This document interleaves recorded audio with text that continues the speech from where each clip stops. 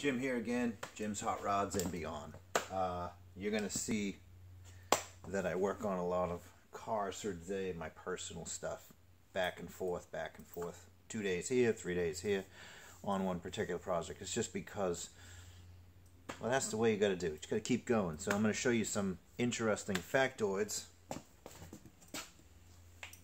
about this here tea bucket. Okay, let's go. Okay, that right there is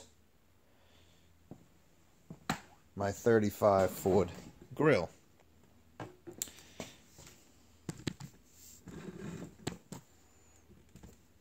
You can see in the picture that the thing has been cut.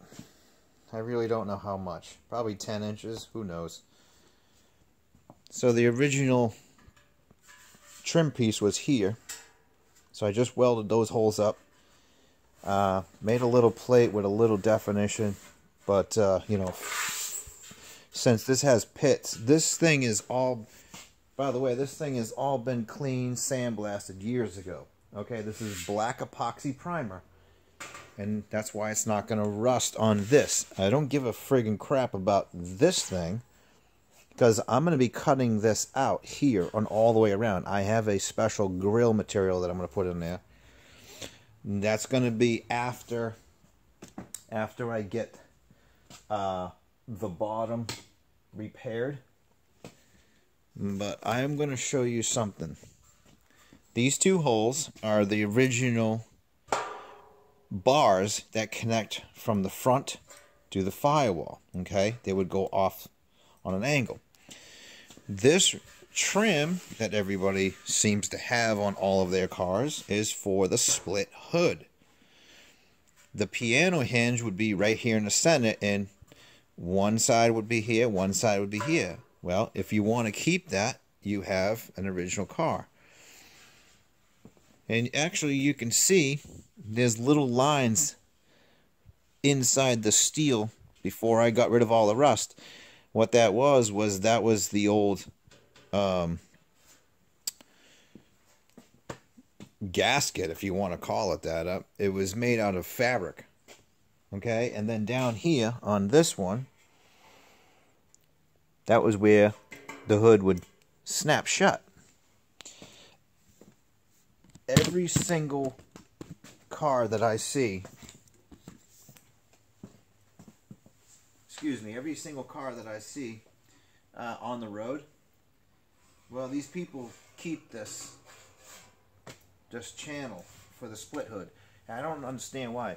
And then the killer part is if you go to look at their firewall, they never sealed up that channel either, and I don't understand that.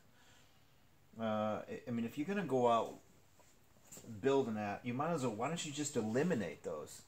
You know, take a piece of 1/4 inch or 14 gauge or something like that, and weld that into the firewall and smooth it out a little bit. And don't tell me you can't, because I've done 2 of them, so it's absolutely awesome. So this is what I'm going to do. I'm going to get rid of this right here. And I'm going to show you what I'm going to use, okay, to do that. This right here is 16 gauge, hot rolled, okay, and I got this about 6 inches wide, so I'm going to either split this down the center or trim this down. I haven't decided how much I want. I think I want 4 inches. So if this is 3, then I'll just end up with 3. But anyways, I have another piece.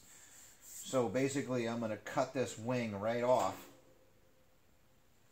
And I could use that to weld on, but then you gotta fold this down and then take that off. So if you use this and you cut this tight right up against that, you have a little tiny edge, and it's actually, if you cut it right, it'll be 1/8 of an inch. So when you burn that in, it all welds together, and you have this nice fine weld all the way around. And what I'm going to do is, since you can still bend this pretty well, I'm going to start right here in the center.